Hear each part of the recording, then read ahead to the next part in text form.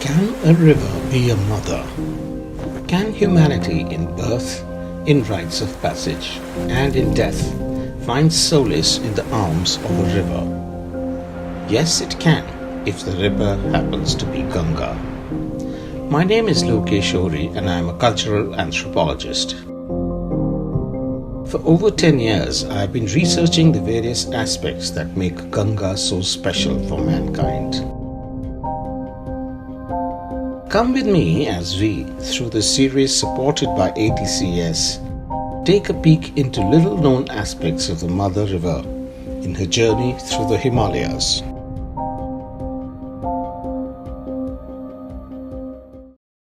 A few years ago, I was at the airport in Frankfurt. Our flights were delayed and I met a German gentleman who was sitting right next to me, and we started a conversation. He asked me where I was from and I told him that I was from Dehradun. He did not know the place. I told him I was from the Himalayas, and immediately he jumped up and he said, "The place where the Beatles went, are you from Rishikesh?" This is the recall value of Rishikesh, a spot which is so popular that people flock to this land looking for the music in their lives. The Beatles came here looking for peace. They came here looking for happiness. They had everything that they could hope for. They had money, they had sex, they had drugs, they had everything that they could think of. The only thing that they did not have was inner peace and happiness. And they came here to this ashram on the banks of the Ganga looking for this peace and happiness. Today, Rishikesh reverberates with the sound of music. There are still some people who are carrying forward this legacy of music, which the Beatles and many other masters who came here left behind. So we are talking about the story of Mukesh Dhiman, who set up a studio called Jungle Vibes and started manufacturing didgeridoos, an Australian Aboriginal instrument, which is now being supplied the world over from here. That's the story of didgeridoo, coming from Australia to Rishikesh and then going all across the world. It began in 1965 with the shooting of a film called Help in London's Twickenham studios. The film was an unabashedly mindless slapstick comedy and sought to caricature everything Indian. Featuring the Beatles, it portrayed through a grotesquely slanting prism. Ironically, it turned out to be the first encounter with Indian culture for the boys from Liverpool, who would soon find themselves on the banks of the Ganga, trying to combat their inner demons. It was during the shooting of this film that George Harrison first saw and heard the sitar being played in the background. So fascinated was he with the sound and the instrument that it would become his lifelong passion to learn to play it as a disciple of Pandit Ravi Shankar.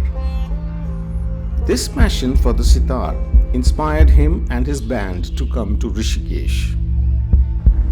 Usually described as the yoga capital of the world, Rishikesh is immensely popular as a place of pilgrimage and as a spiritual retreat. For years, not just the Beatles, but millions have made a beeline for Rishikesh, looking for that one thing beyond money, fame, success, sex, drugs that can count for true happiness. Time spent by the Beatles near the Ganga did not transform them into yogis, but the most popular band ever did feel grounded enough to compose over 20 of their most iconic songs from the White Album, Abbey Road, and Let It Be, here in this retreat in the forest. Yes, let it be. Perhaps that is the message of Rishikesh. This quaint little pilgrim town along the Ganga evokes a mix of emotions and feelings. One day, while strolling through the by lanes, I stumbled upon this little shack called Jungle Vibes that many years after the Beatles continues to vibe with the divine music of the flowing waters.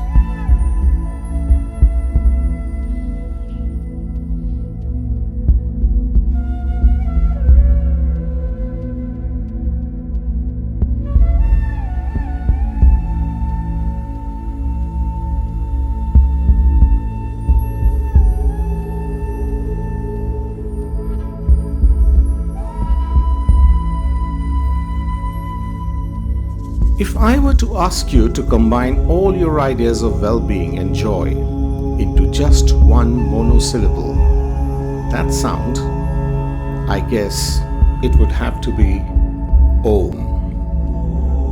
Yes, Om. The primordial sound from which all creation emanated is the sound that this woodworker, the founder of Jungle Vibes, heard when he first held the aboriginal wind instrument, the didgeridoo, in his hands. He knew in an instant that he had met his destiny and would go on to create a legacy of crafting thousands of didgeridoos and djembes. A didgeridoo is a simple, hollow, log-based wind instrument that is believed to have come into existence some 1500 years ago, developed by indigenous aboriginals from Australia. The instrument produces a deep, sonorous, meditative sound, perhaps the sound of Om.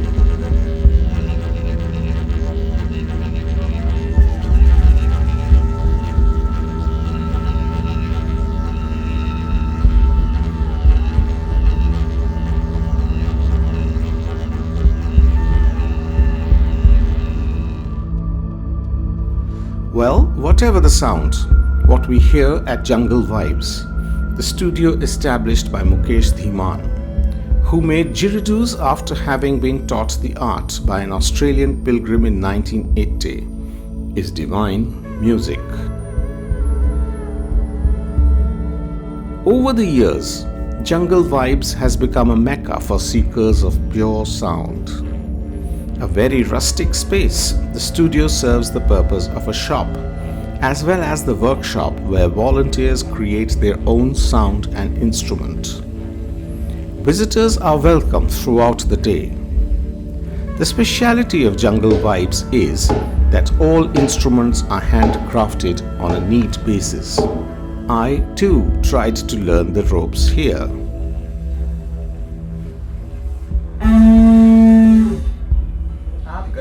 एकदम relax होके एकदम